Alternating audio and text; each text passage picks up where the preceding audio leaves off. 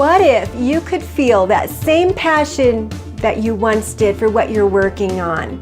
Well, that's what this video is all about, so stick around.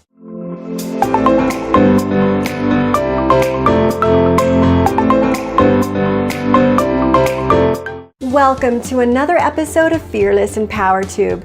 I'm Sharon Koenig of fearlesspursuits.com, and this is the place to be to create a better version of you. And if that sounds like something that you're interested in, consider subscribing.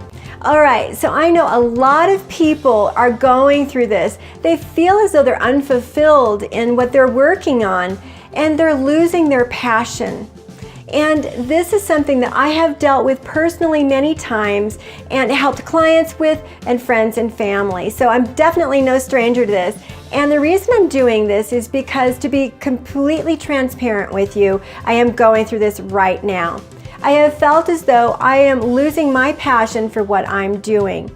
So I wanted to share with you some of the things that you can do if you are losing passion for what you are working on. One of the things that we need to do is to be very specific about whether or not we are meeting our human needs. And in this way, it's not the love or significance. Sometimes it is significance, but it can be variety. So a lot of times when you are not feeling passionate for what you're working on, it means that you need some variety.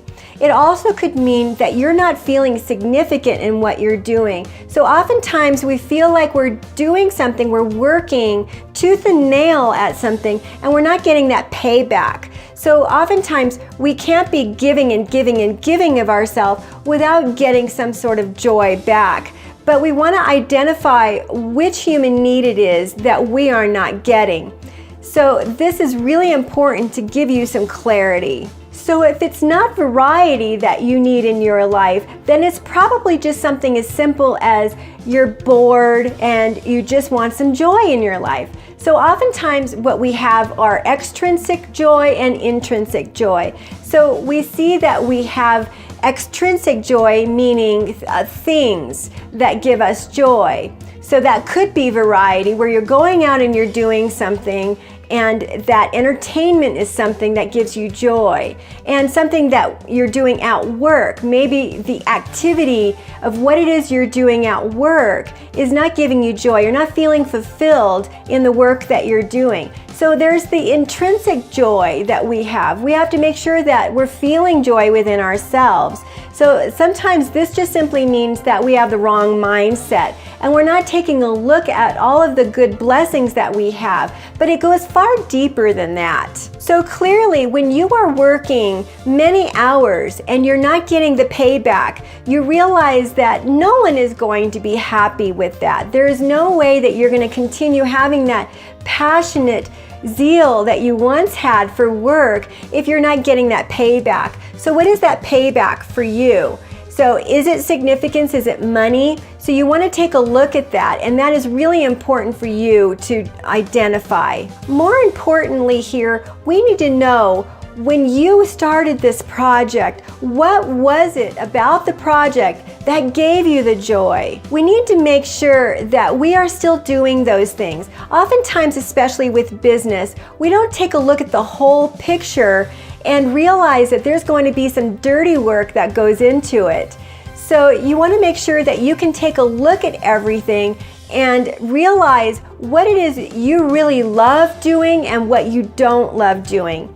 And what comes out of this is knowing that you have to eliminate things. That is one of the best things that you can do when you are not feeling passion for what it is you're doing.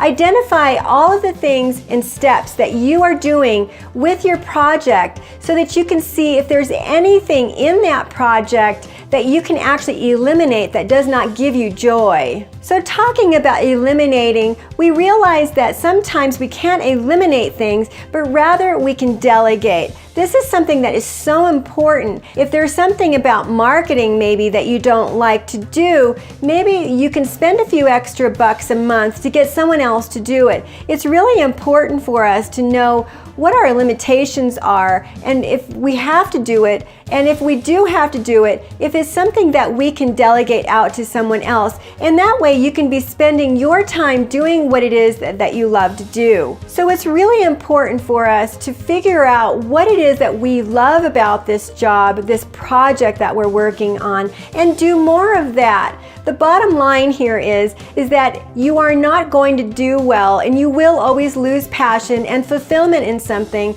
if you're not doing what you love doing. So as an example, in my own life, as an online entrepreneur, there's a lot of sitting behind the desk and sitting at a computer. And frankly, I'm a very physical person. I would prefer to be doing activities.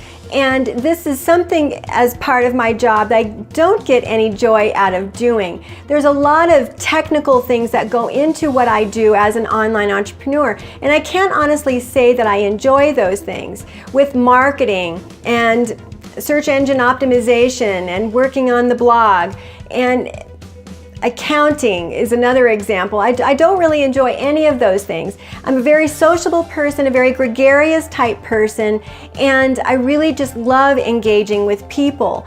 And I need to be doing more of that. So start thinking of examples in the project and the work that you're doing, what you like doing and what you don't like doing. And let's identify what you can eliminate, what you can delegate, and what you love so that you can do more of that.